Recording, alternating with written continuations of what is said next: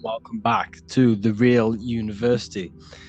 Today we're going to be talking about hidden spells within the language, English language. This is why we call it spelling. A lot of people are already aware of this. However, I'm going to go over some words that have double meaning, meanings to them, behind them, which trick your subconscious mind. So the word grammar comes from the word grimoire, which is also known as the Book of Spells or a magic book on how to create magical objects like wands, amulets, how to perform magic spells, charms, and summoning and invoking supernatural entities, other side of this physical reality. So what you must understand is what you say in this physical world is also spells into the spirit plane. They cast spells into your mind. They cast vibrational frequency into your cells in the water. Water holds a lot of energy, so we're going to be going all over this. The subconscious mind takes everything as truth. Everything you say is truth to your subconscious. And you should know this by watching the Manifestation Mastery 2.0 course. I talk about this. This is so important that you understand this, because everything is truth within the subconscious. It only knows you. Your subconscious mind, if you watch the course, you should know this, it's responsible for 90% of your daily basis behavior. The thoughts that you are thinking on a daily basis, the things that you do, the things that you say, 90% of what you do and say and think you did yesterday, because of the subconscious mind holds all of your programs. What you say is molding your mind. What you state is truth in your mind. It does not know the difference between a joke or it takes everything literal. It is literal. Your mind is a manifesting supercomputer. And whatever you say into it, it says. This is why double meaning words have an effect. Is a tall king. You are either a tall king by talking, by using your words wisely, or you're a small king, because you create big or you destroy yourself with your words. So talking is Phoenician. This is phonetics. So this is etymology, is when you take the root words, but phonetic etymology is when you take the sound of the word.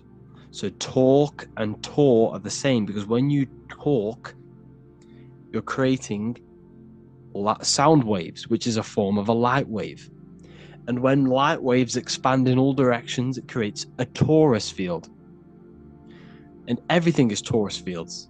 So if you affect one torus field, it affects every torus field in creation, as above, so below. So what you say is affecting the torus fields around you in your body. You are made out of these torus fields. This is why talking is torusing. You're creating light waves, sound waves, and you are permeating creation. And this is why the Bible tells you the tongue has the power of life and death, and those who love it will eat its fruit. So the tongue is what creates these waves that we are producing when we talk or speak. Okay? So this is what we are essentially doing, creating sound waves. And these waves are vibrating and they affect the cells in our body and everything. This is why words are swords. This is why the word is within sword. They are swords, they cut, they damage, because frequency is the only thing that can penetrate you without your consent. In the very beginning, the Bible, John 1:1, it says, "In the beginning was the Word, and the Word was with God." This is obviously a metaphor. There was no spoken word out of a spoken mouth. It's basically saying God created the world with the use of cymatic frequencies, sound waves. Everything is sound waves, and this is observable. Geometry is the geometric shapes you see in the nature, like petals, how they're all perfect stars or 5-pointed stars or the Fibonacci sequence. This is all an effect of vibrational frequencies. It's all cymatics. Everything is created out of sound. Sound is the creation of the universe. So this is how powerful words are. It's a cymatic frequency. Hello. Hell. When you say hello, you're subconsciously implanting hell into your mind and the people around you's mind. This is why it's casting a spell. Even though you may pick up on it, but your subconscious picks up hell. That is what you're picking up. And that word holds a frequency. The word hell, when you hear the word or see the word, activates thoughts within your subconscious. It activates, it stimulates it. What is everything that resembles hell in your mind? But that goes on within the subconscious without you realizing. Bless. When I bless you, I'm actually saying be less. So you're not blessing someone. You're saying be less. Appreciate. Appreciate. Weekend is when you're weakened. You see, they've casted spells on our cycle of life. The weekend is when you're weekend. You are weakened from the weekdays, when the working days are the weekdays, and the weekend is when you're weakened and you rest.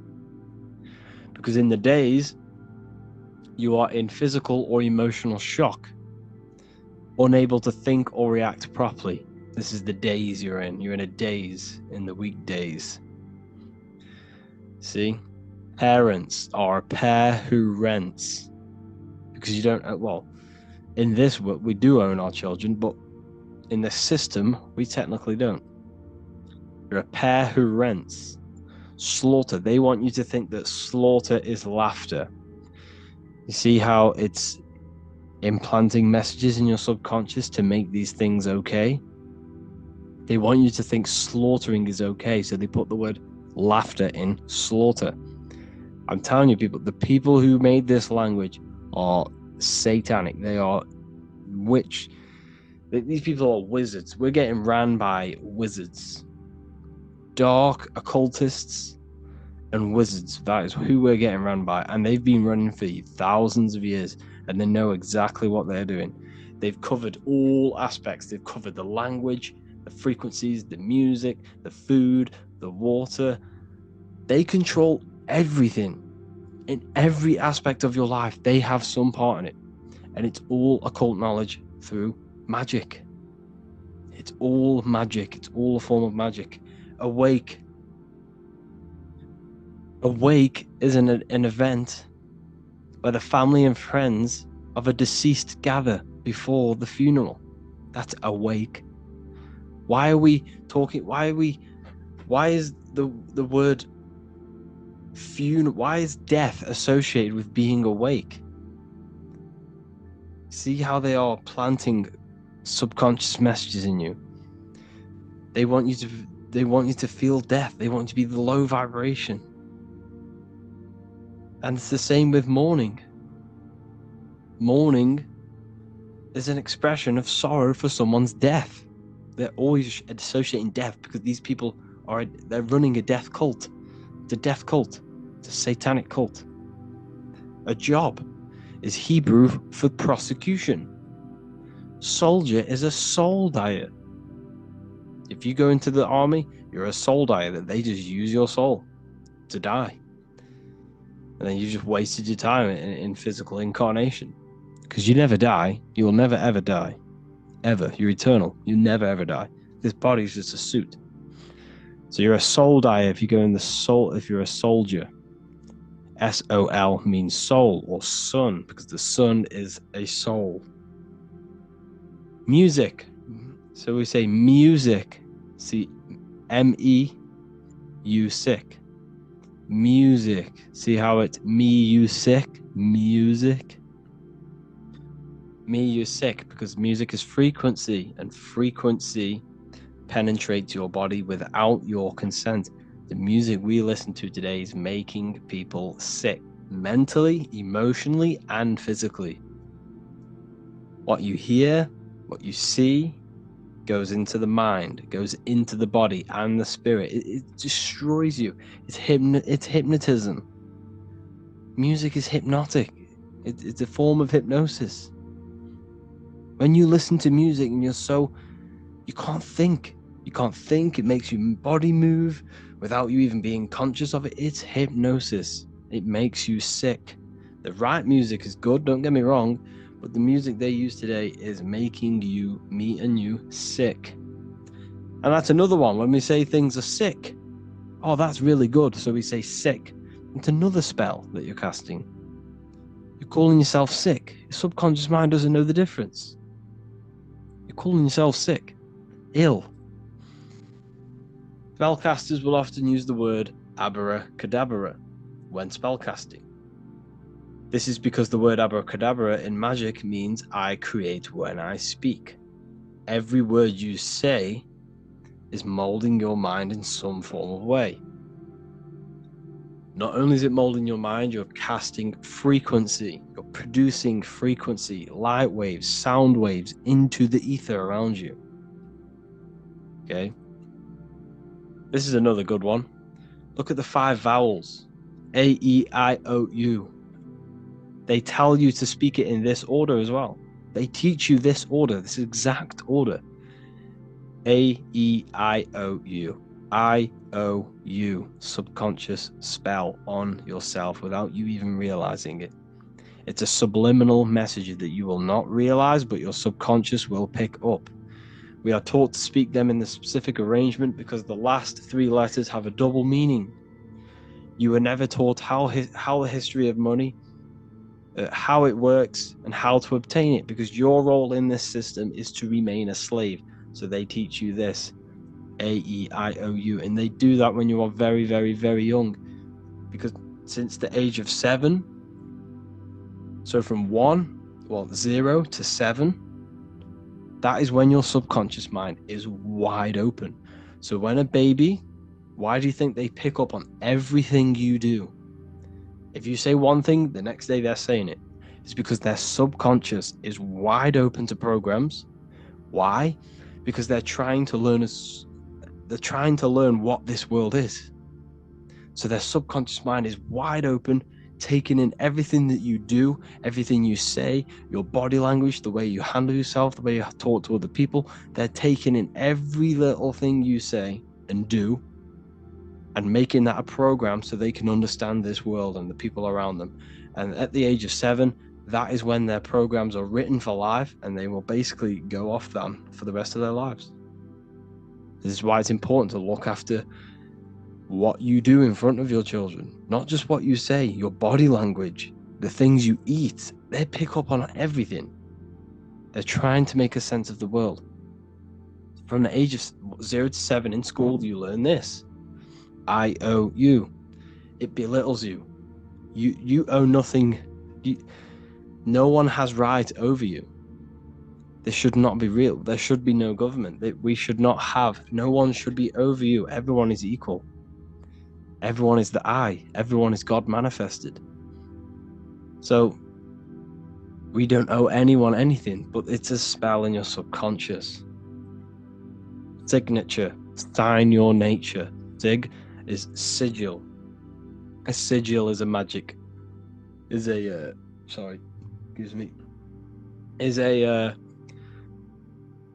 symbol used for magic. A sigil nature. So your signature is your sigil, and when you sign that, it gives mental power over you. Once you have put your sigil into that paper, they now have mental power over you. It's magic. It's all a form of magic and brainwashing. Okay, when we say the word we're trying to use God to manifest that. Okay, because the comes from theo in Greek, which means God. So when we say theology, ology means the study of. Theology is the study of God. That's what theology is. Theo, when we say I am we are using God to bring it into existence. God is the I am. The I behind you, the I am, that's God. That's what manifested everything in your life. Everything in your life, that invisible creator inside of you has manifested everything you physically see. You are the invisible architecture, the invisible artist behind your life. The I, that's God. The only one. So when we use the word I am, well, this is how to bring the power to yourself. When we say I am strong, I am wealthy, I am free, I am financially free. When we say this, that I am, this is when we are bringing, we are directing vibrational frequency into our own being, into our own magnetic field, and into our own life. This is how we direct vibrational frequency and direct our word. So when we say I am directing my frequency into myself to manifest something external.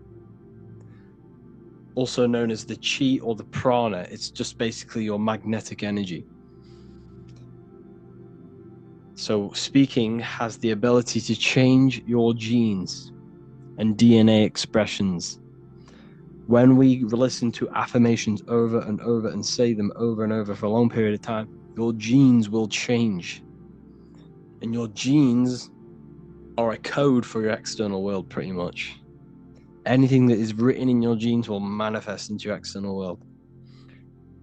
Okay? All of this is just done by your intentions, thoughts, and what you say. And if you think this is a conspiracy theory was a term invented by the CIA to discredit, confuse, ridicule, and disqualify any alternative information that contradicted the mainstream narrative. That's what a conspiracy theory was. It was created by the CIA for any belief that went against their mainstream narrative. Hollywood, the biggest spell casting scheme cult in the world. Hollywood. I'm going to make a whole lecture on this. Hollywood is Holywood, which comes from a holly tree, which the ancient Phoenicians and magicians used to take the holy wood. It was called holy wood because it was the best wood to make wands out of and cast spells. That's why they get their name. And what is the films? All the films, all the music that comes out of Hollywood, it's all a form of magic, subconscious spells to fill your mind with ideology, fill your mind with this narrative. That's what they're doing through the movies and the music. Anyways, I hope you like this lecture. Thank you all for joining the Real University. I hope you're all learning a lot here, and looking forward to making some more awareness for you and more knowledge. Have an amazing day, people.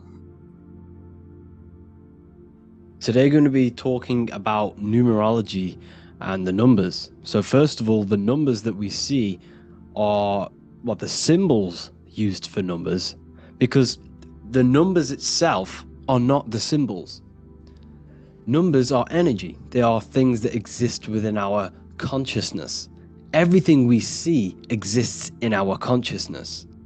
There is nothing outside of you that is not inside of you. So every number corresponds to you and your consciousness and your body, because as above, so below. What is without is within. So the symbols used to determine numbers are produced by the angles. So 1 has 1 angle, 0 has 0 angles. So we're looking at the angles of these symbols. They're also sigils. You see, what we see with our eyes is going into the mind, and the mind is determining what that symbol is. So essentially, symbols are mental. They trigger thoughts. They trigger things within your consciousness, within your subconscious. That's why symbols are very powerful. When you look at the symbol of Nike, when you visually see it, it triggers the association of thoughts within your consciousness. So symbols are very powerful.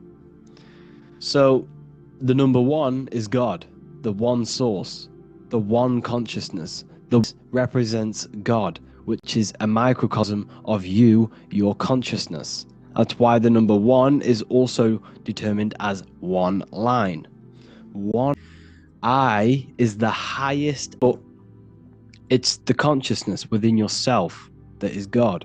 It's the I am, where all masculine is masculine, which is one line, because the number one is a masculine force. I'm not saying God is masculine. I'm saying the number one is a masculine number.